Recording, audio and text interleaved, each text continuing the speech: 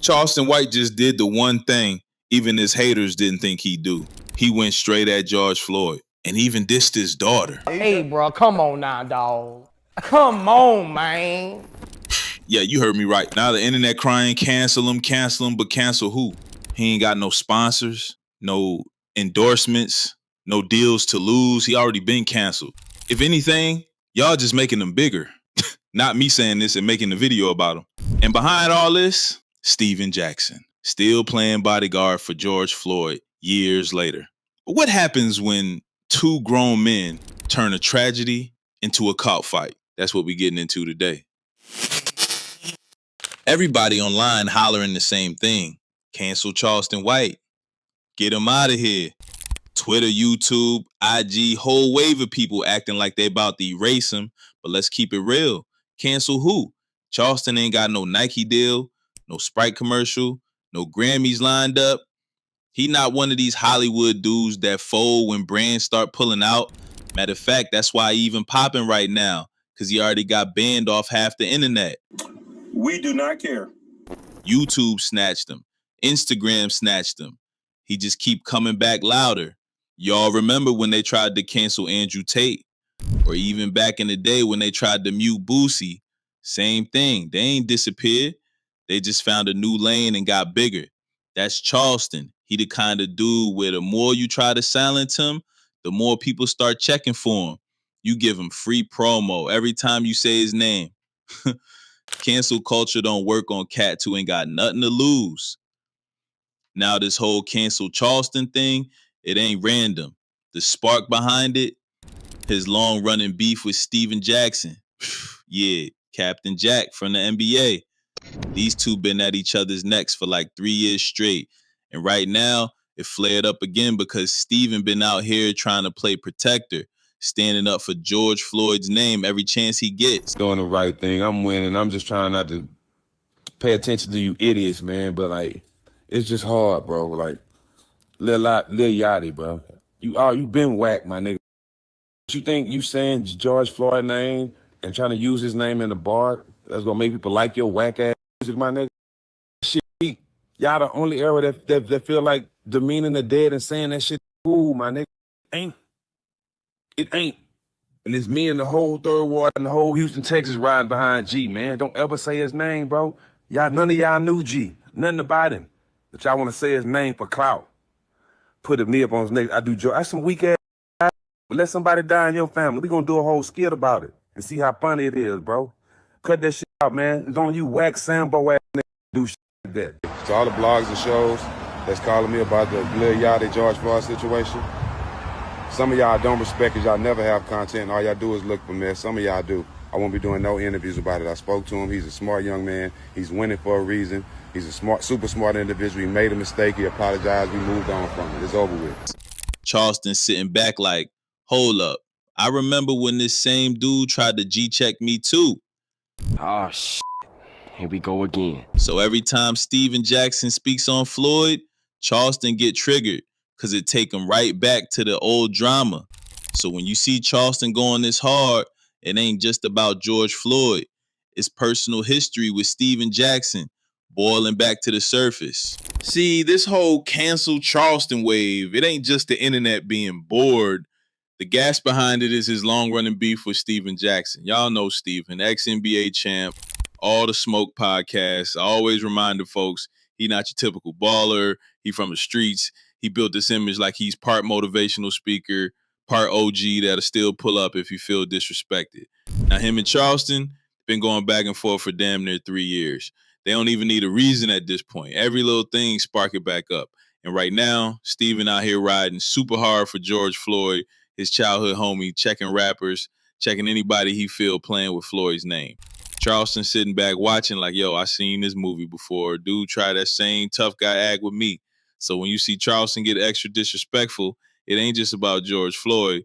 It's that old scar with Steven Jackson that never healed. Every time Jackson pop up talking tough, it dragged Charleston right back into war mode. So here's where it popped off again. Lil Yachty drops a bar in a song talking about knee on her neck like I'm George Floyd. What? Bro, what are you talking about, man? So I listened to what everyone was upset about. And it was the first time in a while where I was like, oh, This is valid outrage, okay? I completely understand why folks is upset. See, Lil Yachty previewed a new song, and in that song, he had a lyric about the late George Floyd. Put my knee up on her neck, I went George Floyd. Yachty, how you put a hole in your own boat? Okay, are you trying to sink the boat and drown? Like, damn. No black solidarity. Is anything sacred? When we talk like that about situations like George Floyd, we make others comfortable to do it, and then we get mad when others disrespect us. I'm all for freedom of speech, okay? I don't have to agree with what you said, but I agree with your right to say it. But you know what else is free? Shutting the F up. Okay. See, I talk for a living. Have I always gotten it right? Absolutely not. But it's just some things you should know not to say. Okay. You should know not to play with somebody's loved one who the world watched die. Okay, Yachty, you are 27 years old and you are not a stupid young man. In fact, you are very bright. Okay, I've watched you in interviews. I've watched you conduct interviews. I've always thought that you had an empathy about you because of how you have been attacked in this culture called hip hop. Okay, people used to label you as the poster child for whack rappers. All right, some still do. Was that fair? Probably not, but that's what it was. Okay, I've seen you have empathy for Drake when Kendrick was busting his ass last year. So I ask a simple question. Would you write a bar about Kendrick mollywhopping Drake in their lyrical battle? Of course you wouldn't, because that's your man. You wouldn't want to hurt his feelings or his team's feelings. I got a better one for you. Would you write a bar about the tragic, senseless murder of the late, great Takeoff? Of course you wouldn't, because you would have empathy for him and how he went out. Okay, you would have empathy for his team and family. So why wouldn't you give George Floyd that same respect? Why disrespect that brother's family and friends like that? You said, put my knee up on her neck, I went George Floyd. As soon as that hit the internet, Steven Jackson wasn't having it. Now you got to understand, George Floyd wasn't just a headline of Steven. That was his childhood homie. So when Yachty tried to slide Floyd's name in for a punchline, Steven pressed him heavy. Went online, called him out, made sure Yachty had to come back and apologize. And you know how it go. Apology looked forced. The whole thing got messy. But in Steven's eyes, that's him riding for his boy, making sure nobody play with Floyd's name while he alive to check it. Charleston seeing all this go down, and he laughing like, man, Steven out here playing Captain Saving Name again. He ain't rocking with it at all. Instead of backing Steven, Charleston basically told Yachty, bro, you ain't got to apologize for nothing. He flipped the whole thing, mocked Steven for pressing a young rapper, acted like Yachty should stand on his words instead of folding. In Charleston's world, every time somebody apologizes, they look weaker, and he gonna call it out. So he saw Steven taking that victory lap over Yachty's apology and said, nah, this some clown stuff. And this where Charleston crossed the line for a lot of people. He ain't just clapped back at Steven Jackson. He doubled down and went nuclear. He straight up dissed George Floyd, called him a dope fiend, said he'd been saying it since the man died, even bragged about redropping an old album where he dissed Floyd just to prove he don't care. Then, wildest part, he dragged Floyd's daughter into it. I just want to tell Steven Jackson, I said George Floyd and his baby, nigga. Don't say nothing to me, bitch. George Floyd was a dope fiend, nigga. Yeah, long, blue eye, cinder looking dope fiend, nigga. Died of a fentanyl overdose. Fuck George Floyd. And I've been saying it since he died, nigga. In fact, I'm re-releasing my album, dissing George Floyd. And I dare one of you niggas come die behind it. Nigga alive, couldn't even borrow $20 from you. Bitch, I hate you, Steven Jackson. You a pussy, nigga. Knock out now, nigga. Understand, nigga. Bring your big ass.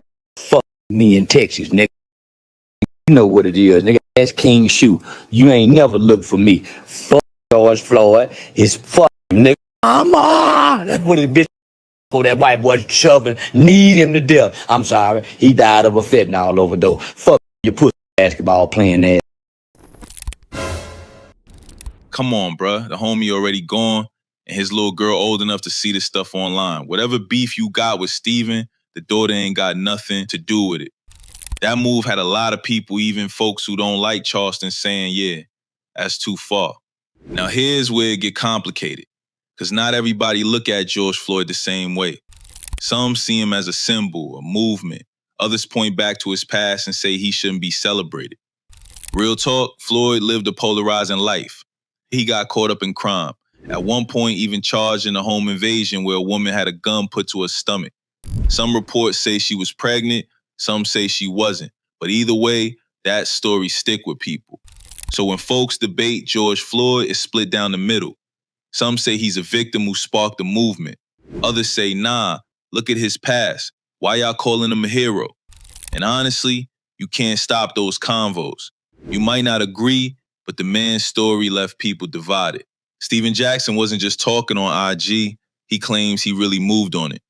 Said after Charleston dissed George Floyd, he pulled up in Dallas for like 6 weeks straight, looking to catch Charleston slipping. Stayed out there, tapped in with people, tried to line it up. But in the end, nothing happened.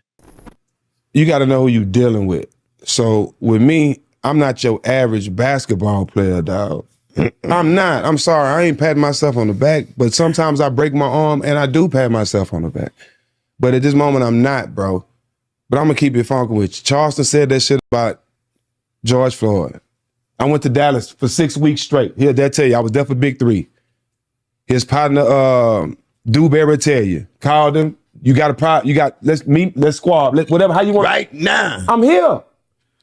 We ain't got to do the internet shit. I'm here. Nothing happened. So whatever he say, I had much salute to you, bro. I can't respect it. Yeah. I'm gonna leave it alone. Whatever he say, I ain't got no problems with him. Whatever he say, I'm from Port Arthur, Texas, bro. I pulled up, nothing happened. I'm gonna leave it alone. I wish him the best. That's all you can do. Just keep George Floyd. I'm come from L. We don't speak on dead people. Kanye too. You know what I'm saying? I gave it to him too. You know what I'm saying? But like, I'm just not that dude. But I respect everybody. I don't talk about nobody. I don't be in nobody's business. I'm in my own lane. But I love hard. And I love the people I love. So I might be wrong when I jump out there sometimes, but that's just who I am, bro. You know what I'm saying? If I know we don't care about it, but for people like him that may have read George's criminal side, what is it one thing that you would like them to know about George Floyd that they don't know? Well, I would just clear this thing up. If you're from the streets, then you know what I'm about to tell you, this really happens. When people always use, he was that type of person, he put a gun to a pregnant woman's stomach. If you know the story and if you from where we from, you know the true story. He took that case for somebody else. Wasn't even him. Because somebody had enough charges on him and the shit was light, so he took it up on his own. And took that. Georgie wasn't that type of dude. You know what I'm saying? So I just wanted to clear that up. You know what I'm saying? And I'm in Houston. Everybody know in Houston that this story is true. He did not do that. That is a rumor. You know what I'm saying? I know him very well. I know what type of person he is, and I know his heart. You know what I'm saying? That type of stuff, I just can't let go. You know what I'm saying? You can have your own opinions about him. We all have our flaws. I have my flaws. You know what I'm saying? I smoke and drink as a Muslim. Yeah. Y'all can judge how y'all want about me, but at the end of the day, I lost the best of judge. Yeah, my relationship was with God. I'm not judging y'all. Y'all do y'all thing, but I will continue to speak up for my people. You know what I'm saying? Especially if I love them. You know what I'm saying? And that just something that I couldn't let go. But like I say, don't have no problems with nobody. I don't have no problem with Shannon. You know, if you look at our show, Matt, we had a little segment where we talked about who had the best year, and we had all these people, but our producers didn't have Shannon Sharp on there. So I Matt up. Everybody, well, who you think, Jack? I'm like, Shannon Sharp. Why? Because if you look at it, he had the best year. He did. I'm not no hater. I'm not no hater. You know what I'm saying? He got to be on the list. I'm not no hater. You know what I'm saying? Just keep my name out your mouth. Steven still stood on what he said, though. He gonna ride for Floyd no matter what. Even try to clear up that whole pregnant woman story everybody throw at Floyd. According to Steven, George only took that charge for somebody else in his circle. Basically said Floyd wasn't that kind of dude, and in Houston, the people who knew him personally know the real story. So from Steven's side, it's loyalty, it's honor, it's protecting his homie's name. He sees Charleston talking wild, and to him, that's not something you let slide. Charleston wasn't buying a word of it. Soon as Steffa said he spent weeks looking for him in Dallas, Charleston called Cap. Bruh, I post where I'm at all the time. I'm outside in Dallas and Fort Worth every day. If you was really hunting, you would have found me. And Charleston made it clear, he ain't squabbling in nobody. He walking around strapped, got his license, and he'll use it if he gotta. Matter of fact, he flipped it on some legal hustle. Said if any NBA millionaire ever swung on him, he ain't just pressing charges, he's suing too. Like, you touch me, I'ma own half your bank account. Come to find out, he got some relation to George Floyd. So he claimed he was looking for me for 6 weeks behind. Man, nigga, I like a mother. It ain't hard to find me in Dallas-Fort Worth, homie. I'm in Dallas, gentlemen. I'm in Ecstasy, nigga. All the nigga ain't hard to find me nowhere in Texas. In our post where I be at. I post my, so that nigga, he wasn't looking for me. In Texas, ain't nobody looking for me because they know they keep that pistol on me. I walk around that motherfucker, that nigga fine, homie. And he ain't that kind of nigga. So if I can't kill you or shoot you, so I just beat 2 aggravated assault with a deadly weapon case. That's why I kept going to jail. Nigga, you beat me up, an NBA nigga like that got some money, I'm gonna put the Nicole Brown Simpson and Ron Goldman game down. I'm gonna sue you civilly. Nigga, I'm gonna press charges. Nigga, I'm gonna come back though and get you civilly. But nigga, if you done already warned me, we got smoke. You ain't fit to get me, nigga. Right now, when the nigga to get me, ain't give me no warning, nigga. The nigga know don't give you no warning. That you look up and they on your ass. And they don't give a damn about you. I mean, the nigga know don't give a damn about no nigga calling the police. So nigga, I'm gonna go to jail for getting you, nigga. He go call the police. Well, nigga ain't the kind of nigga need to be bothering me then. I'm scared of them niggas gonna be saying, nigga, police, nigga, I don't give a damn about them. The niggas hurt me. No bullshit. So now, homie, that nigga is talking. Homie, and he a big old 7-foot nigga. Homie, that nigga died trying to fight me in Texas. He better catch me in one of them no-gun states. I ain't no convicted felon. She gonna get serious. Man, nigga, and I keep a neutralizer. Okay, but that spray and on I keep a neutralizer. Man, I'm walking around, nigga, the Western Day with mace on my hip. And these niggas, come on, homie. So, now, nigga, man, he just talking. And he gonna whoop me for what I say. Basically, Charleston's message was, you might be bigger, you might got money, but you ain't about to catch me slipping. He keep a pistol, keep a plan, and he not playing street games with retired ball players. And here's the bigger picture. Why the hell is a multi-millionaire even stressing over what Charleston White says on the internet? You made NBA money, podcast money, endorsements, and now you want to risk it all squabbling with a dude who literally built his brand off beefing. That's backwards, especially down south. Bruh, Texas ain't like Cali. You swing on the wrong man out here, you might end up on a t-shirt. Law's different. In California, you could damn near get jumped half to death, fight back, and still end up in prison for excessive force. In Texas, somebody breathe wrong in your direction and the law already calling it self-defense. So for Stephen to be on millionaire status but threatening to squabble a dude like Charleston who stays strapped and ready, that ain't smart. One slip and it's your freedom or your bag gone. Look, say what you want about Charleston White, but dragging George Floyd's daughter, that's where the line get crossed. The man already gone. The kid ain't got nothing to do with this. And she old enough to see that mess online. That's not beef. That's just cruelty. And that's the takeaway here. When dudes start chasing clout so hard they disrespect the dead and their kids, the whole convo get lost. Now instead of talking about whether Stephen Jackson overreacted, we all focused on Charleston going too far. At the end of the day, words on the internet don't mean much. But how you carry yourself after saying them, that sticks. Stephen looked silly beefing like he broke. Charleston looked heartless dissing a little girl. And both of them losing in different ways. But I'ma throw it to y'all. Did Charleston finally cross the line with this one? Or is he just saying what nobody else got the guts to say? Drop it in the comments. I want to hear what you think. I'll see you on the next one. Panda out.